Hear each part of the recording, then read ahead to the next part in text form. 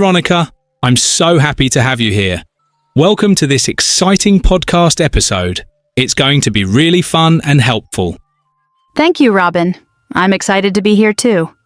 So, what's in store for us today? Oh, I promise you're going to love it. This episode is packed with learning opportunities that can make a real difference.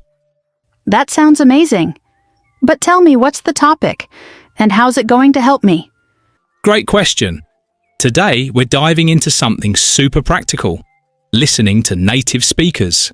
This will help you improve your listening skills, pick up new words and phrases, and master the correct pronunciation. You'll also get to hear how real conversations flow naturally. It's like stepping into an immersive language experience. Wow, that sounds so helpful and exciting. Listening to real-life examples must be one of the best ways to learn.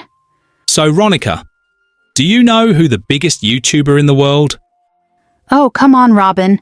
Everyone knows that. It's MrBeast, of course. Bingo! MrBeast is not just the biggest YouTuber, but also a master of creativity and engagement. Did you know he's a great example of using simple ideas and turning them into something extraordinary? That's so true. His videos are fun, inspiring, and super unique. I guess we can all learn something from him, even when learning English. Exactly, Ronica. Whether it's creativity, storytelling, or language, there's always something new to pick up. Let's keep this energy going and dive into our learning session. Did you know that before becoming MrBeast, he struggled with poverty and faced some serious financial challenges? Yes, I know. His journey is truly inspiring. Despite all the struggles, he never gave up and focused on mastering YouTube. Exactly. He earns millions now through his YouTube channel, sponsorships, and other ventures. It's amazing how his persistence and innovative ideas completely transformed his life. So, Ronica, the first word that we are going to learn is phenomenal. That's a nice word. Let's listen to the dialogue first to understand in which context we use the word phenomenal. I have a phenomenal team of people who, I used to obviously raw brainstorm everything all day, every day. But now, some months, especially with the Prime Video show. Welcome back, my friends. Now that we've heard the dialogue, let's break it down. The word phenomenal here is used to describe something extraordinary or exceptional. In this case, the speaker's team of people. Let's make a sentence so that our audience can understand better. For example, she has a phenomenal talent for painting, and her work always stands out in exhibitions. Wow, that's nice. Let's make one more sentence. For example, the movie was so phenomenal that it received a standing ovation at the film festival. Now it's your turn, dear audience. Try making a sentence using the word phenomenal and share it with us. We'd love to see your creativity. Absolutely. You should have the ability to create sentences using the word phenomenal so that you can confidently use it in your conversations and writing. It's a great way to enhance your vocabulary. Well, the next word we are going to learn is screwed. This is a very useful word.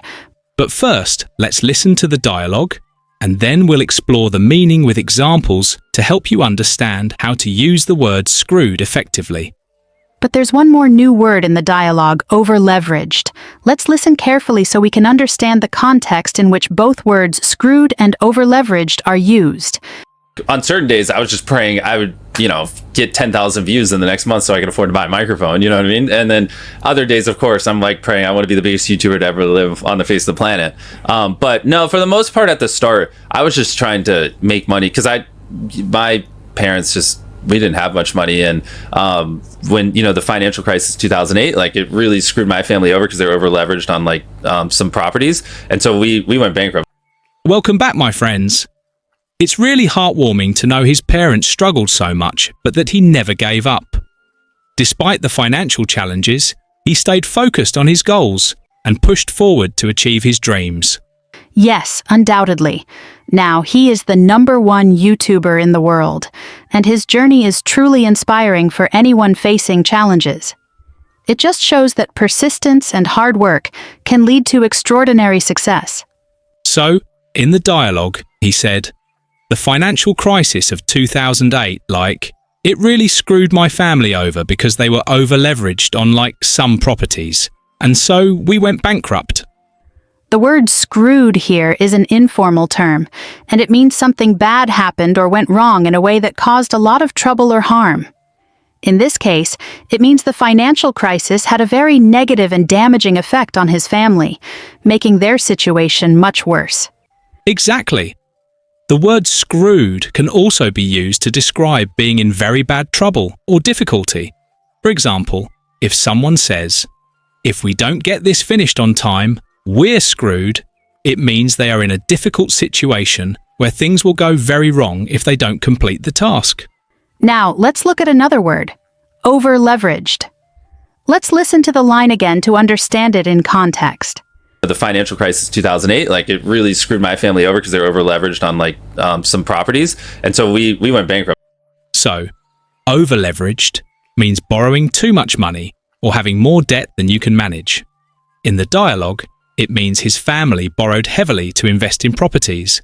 But when the financial crisis came, they couldn't pay back their loans, which caused them to go bankrupt. That's a tough situation. Let's try using overleveraged in a simple sentence. For example, the company went bankrupt because it had too much debt and was overleveraged. Good one. Here's another example. Many people became overleveraged during the housing boom and couldn't repay their loans. The next word is accomplished. Let's listen to the dialogue first. Well, my mom is obviously incredibly proud. I think she actually sent me a text 2 days ago, just it's a long message, but she's just "I'm so proud of what you accomplished. Thank you for keeping me on the journey." And not some. Welcome back, my friends. In the dialogue, the speaker says, "I'm so proud of what you've accomplished." The word accomplished is used here as an adjective to describe someone who has successfully achieved something significant or impressive. It conveys a sense of success and recognition for hard work or talent. Let's make a sentence to help our audience understand better. For example, she is an accomplished artist known for her stunning portraits. That's a great example, Ronica. Here's another. The students accomplished the task in less than 10 minutes. So, in your sentence, accomplished means? Good question, Ronica.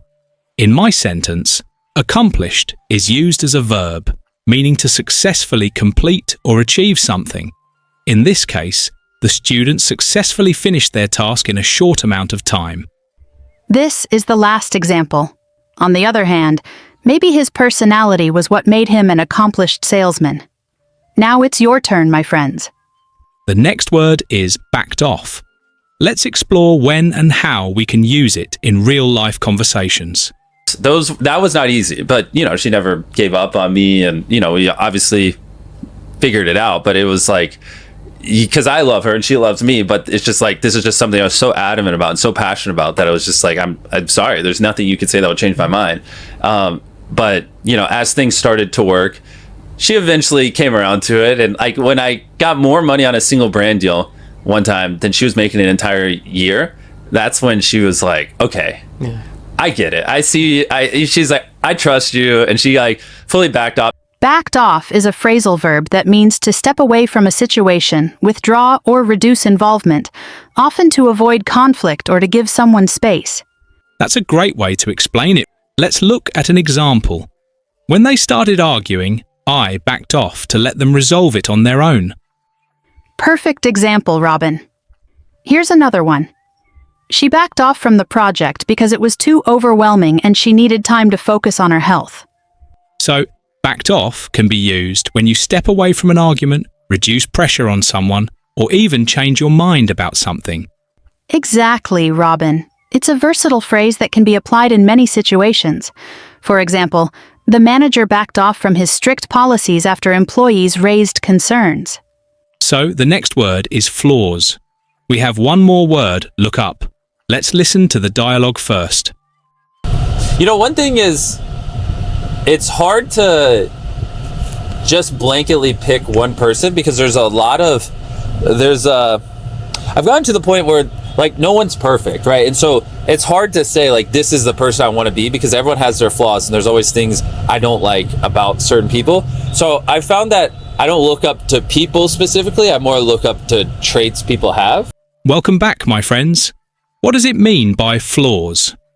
Flaws are imperfections, mistakes, or weaknesses in something or someone. It could refer to physical defects, errors in work, or personality traits. That's right, Robin. In the dialogue, flaws refer to people's imperfections or weaknesses. For example, everyone has their flaws means no one is perfect, and we all have our shortcomings. Exactly, Ronica. Let's make an example sentence to understand it better. Despite her flaws, she is a kind and loving person who always tries her best.